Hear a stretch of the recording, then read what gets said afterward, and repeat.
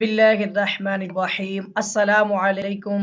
Maths 212 chapter number 5 exercise 5.1 question number 9 integral 12 minus 2 divide by t square plus 4 divide by t का cube dot d x.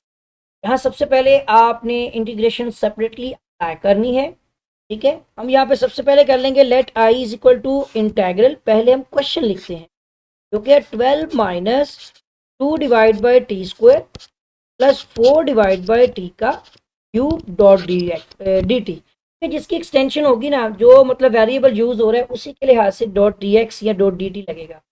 अब separate कर लेते हैं तो integral 12 dot d t separate हो जाएगा minus integral 2 divide by t square dot d t और plus integral 4 divide by t का क्यूब डॉट डी टी आ जाएगा। ठीक हो गया।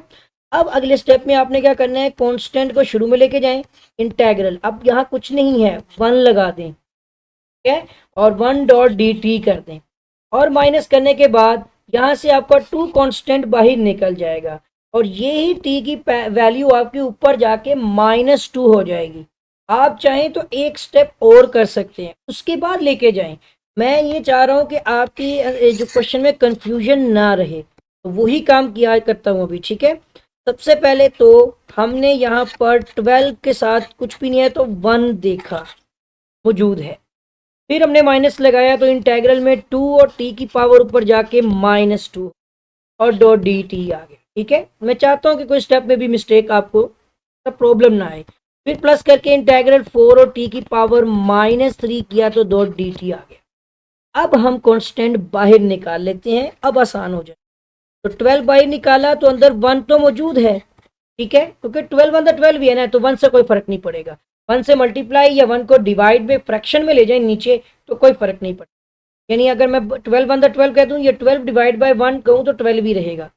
तो उसके बाद आ जाएगा -2 बाहर निकाल लिया तो इंटेग्रल में हमारे पास टी की पावर -2 डॉट डी टी आ जाएगा।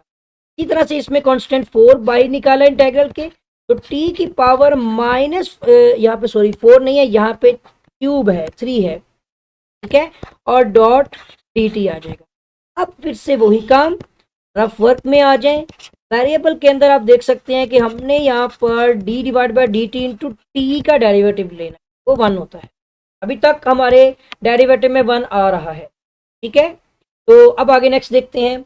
नेक्स्ट हमारे पास ये बनता है इस तरह से कि आपने लिखना है आई इज इक्वल टू और 12। अब यहाँ पर एक बात और याद रखिएगा कि derivative of with respect to, अभी आपने बल्कि लिखा भी हुआ है, ये ऊपर लिखा है आपने, देखा है ना कि हमने टी का डेरिवेटिव लिया तो 1 आ गया, तो 1 की इंटीग्रेशन डॉट डी टी के इक्वल टी होगी। याद रखिएगा कि अगर 1 टी का डेरिवेटिव 1 है तो 1 की इंटीग्रेशन टी है, यानी एक्स का डेरिवेटिव 1 है तो 1 की इंटीग्रेशन एक्स होगी, उलट हो जाएगा।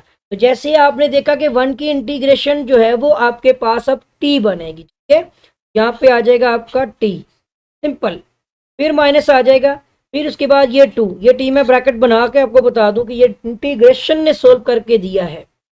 12 अलहदा है, 1 की integration dot d T T होगा। अगर यहाँ पर एक और मिसाल दूं आपको तो यहाँ पर याद रखिएगा कि 1 की इंटीग्रेशन डॉट डी एक्स तो एक्स होगी। अब आपको समझ लग जानी चाहिए, ये बेसिक रूल होता है कि डेरिवेटिव में एक्स का डेरिवेटिव 1, इंटीग्रेशन में 1 की इंटीग्रेशन एक्स, उलट हो जाएगा। अगर एक का आंसर 1 आ रहा है तो दूसरे के क्वेश्चन में 1 का आंसर x बन जाएगा। याद रखिएगा। इसमें अब आपने क्या करना है कि इसकी बेस का डेरिवेटिव 7 मल्टीप्लाई हो रहा है, इसकी बेस का भी मल्टीप्लाई हो रहा है, तो आपने इनकी पावर्स में एक ऐड कर लेना है। ठीक है, क्योंकि कंडीशन फॉल कर रही है हमारी और हमने अब पावर्स में ऐड करना है। जस्ट आपने इसकी पावर में भी एक ऐड किया, यही पावर आपने डिवाइड भी की और प्लस सी लगा लिया। अब सिंप्लीफिकेशन करने के बाद हमारे क्वेश्चन का आंसर हमारे पास रेडी हो जाएगा। तो 12t और माइनस में यहाँ पर 2 e की पावर -2 + 1 करने से -1 हो जाएगी। ठीक है, नीचे भी -1 मौजूद है, जो कि नेक्स्ट में माइनस के साइन से कटिंग कर देंगे। ये माइनस इस माइनस से कट होगा, बट अगले स्टेप में मैं बताऊंगा आपको। और ये थोड़ा तिरछा काटूंगा ताकि ये पता चले कि ये हमने माइनस की कटिंग की है, ना कि पॉजिटिव साइन। ठीक है। उसके बाद यहाँ पर आता है प्लस, उसके बाद यहाँ पर आप ये देख सकते हैं, अच्छा बोर्ड में अगर कटिंग करनी हो तो आप ब्लू से लिखें और ब्लैक से साथ कटिंग कर लें, ब्लैक पेन से कटिंग कर लें। आप दो कलर बोर्ड के पेपर में यूज कर सकते हैं, ब्लू और ब्लैक। और कोशिश कीजिएगा कि बॉल पेन के अलावा पॉइंटर का कम इस्तेमाल करें, बॉल पेन का और मार्कर का इस्तेमाल करें। ठीक है, ब्लू और ब्लैक बॉल पेन और पॉइंटर आप इस्तेमाल कर सकते हैं, इंक पेन को आपको इस्तेमाल नहीं करना चाहिए। उसके बाद आगे आ जाते हैं, तो यहाँ पर आपका आता है 4 टी की पावर -3 प्लस 1 किया तो -2, और फ्रैक्शन में भी नीचे -2 आ गया, ब्रैकेट में रखते हैं ताकि साइन चेंज हो जाएंगे।